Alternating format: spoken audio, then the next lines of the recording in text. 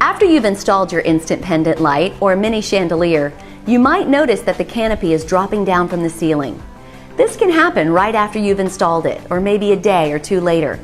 This happens because you didn't push it up tight when you installed it, or the cord you wrapped just settled some. It's real easy to fix. Simply loosen the compression nut. Gently pull down on the cord to flex the spindle arm and keep holding it down. Slide the canopy up against the ceiling. Keep pulling on the cord. Tighten the compression nut until you feel resistance. Don't over-tighten it. Then let go of the cord with your other hand. The patented spring action spindle will pull the canopy tight and hold it in place for years. If you're still having trouble, try this.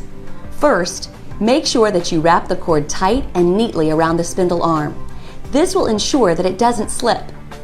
The second thing you can check is to make sure the wing nut in the recessed light fixture is tight, so the L bracket holding the socket isn't bending or sliding down. And that's it. You should be good to go.